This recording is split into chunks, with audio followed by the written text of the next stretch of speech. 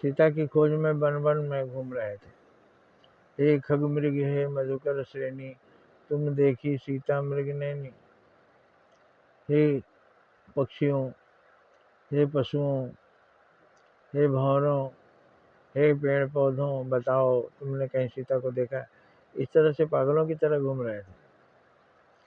माता पार्वती को संदेह हो गया कि ये भगवान नहीं है।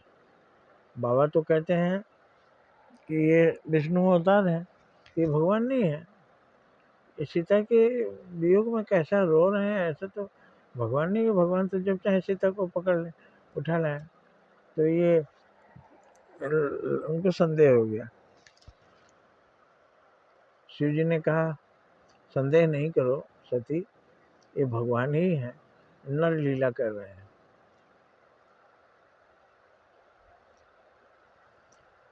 तो भी पार्वती मैया ने सोचा हम आजमाएंगे, और भगवान के रास्ते में ही सीता बनकर आकर बैठ गई।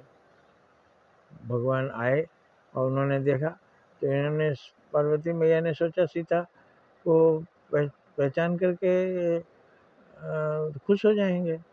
लेकिन भगवान ने तुरंत कहा, माँ पार्वती कहाँ बाबा को छोड़कर यहाँ आके बैठी हैं। प्रणाम किया उन्होंने। पार्वती सन्न रह गई, मैं साक्षात सीता बनी हूँ और ये पहचान गए। तो उनका संदेह दूर हो गया, बहुत शर्मिंदा हुई। शिव जी के पास गए।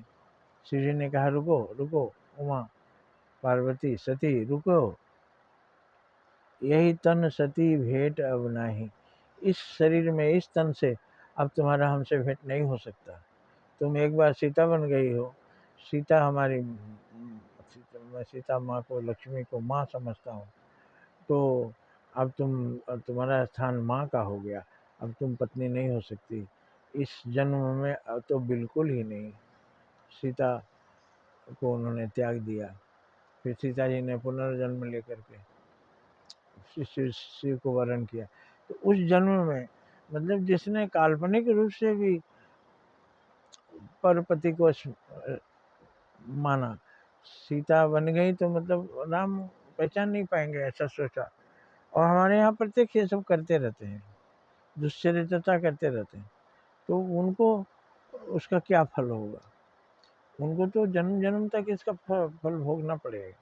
इसलिए हमें धोखा देने की कोशिश किसी को नहीं करनी चाहिए। ना किसी से धोखा खाना है और ना किसी को धोखा देना है। सीता के इस प्रसंग से, माँ पार्वती के इस प्रसंग से आशा है हम लोगों को कुछ सीख मिलेगी। जय हिंद, जय भारत।